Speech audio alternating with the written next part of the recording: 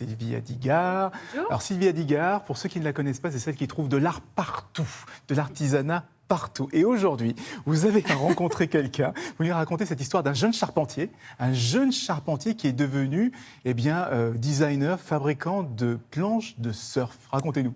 Alors, ce jeune homme, il s'appelle Freddy Vincent et son atelier de fabrication se trouve à Nantes, à peu près 20 minutes. Il a un parcours atypique. Alors, avant d'être charpentier de marine, il se forme d'abord à la gestion et la ressource en eau.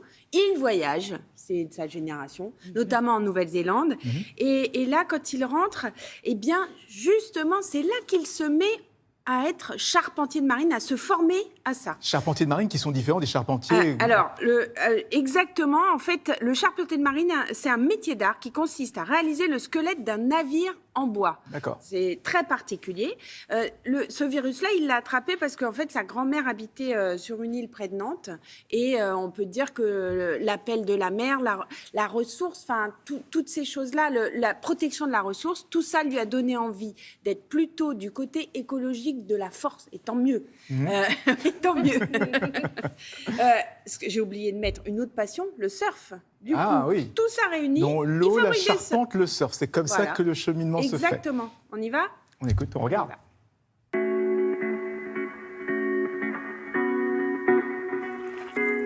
J'ai fait des études en environnement. Et suite à ça, j'ai eu un voyage en Nouvelle-Zélande qui m'a fait découvrir des gens où en fait ils étaient très proches de la nature.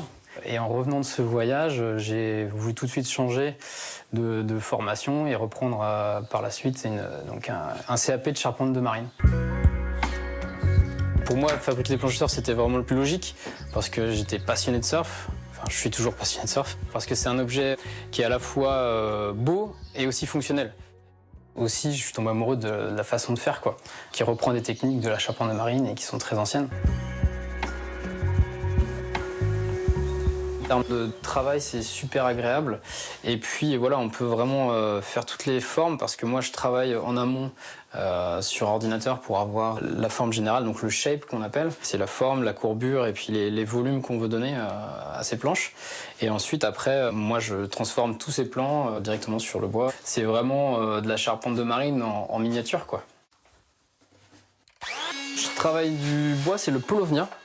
Donc c'est un bois originaire de Chine à la base, qu'on retrouve maintenant en Europe, même en France, qui s'acclimate très bien, et qui a la particularité de ne pas du coup, absorber d'humidité, enfin très peu, à peine 10%.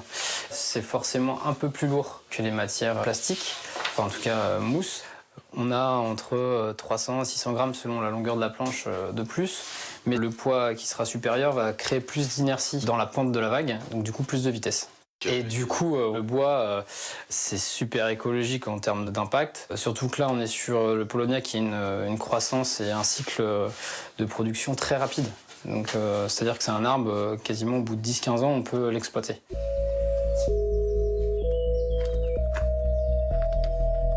Il y a une prise de conscience, on le sent bien en termes de clientèle, parce que là, il y a un réel retour aux sources, une demande des gens d'avoir un objet de glisse, mais qui a un faible impact. Alors l'origine, on était sur des planches de surf en bois, donc c'est bien justement de revenir à ses origines et de retrouver des planches avec les mêmes valeurs et la même glisse et le même plaisir de la glisse. Alors c'est formidable, c'est beau, c'est écologique, mais est-ce que c'est performant? Est-ce qu'il y a des professionnels qui utilisent ce type de planche?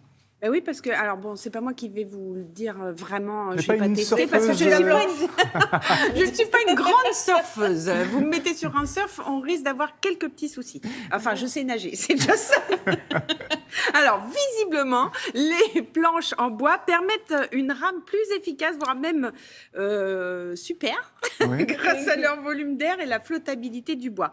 Ça marche aussi bien pour les surfeurs amateurs que pour les confirmés. Donc, à bon entendeur, si vous êtes surfeur. Est-ce que vous êtes surfeur? Je fais du surf. Et j'utilise plutôt des planches en composite. Je ne savais pas qu'il y avait des planches en bois qui étaient efficaces. Et surtout, si vous êtes du coup un petit peu préoccupé par l'écologie, visiblement, c'est une planche qu'il faut prendre. Enfin, il faut plutôt aller vers ce matériau pour les planches de surf. En tout cas, c'est super joli. Hein. Et là, du coup, ça allie plein de choses. Ça allie l'écologie, on le disait, ça allie le métier de la main, les métiers d'art. Il faut rappeler que ces métiers-là sont des métiers d'avenir, que ça peut créer vraiment des vocations chez les jeunes. Donc, même quand on fait du surf, on peut dire à ces mômes, tiens, regarde, ça a été fait par quelqu'un avec ses mains. Voilà. Je vous l'ai dit, hein, elle trouve de l'art et de l'artisanat partout.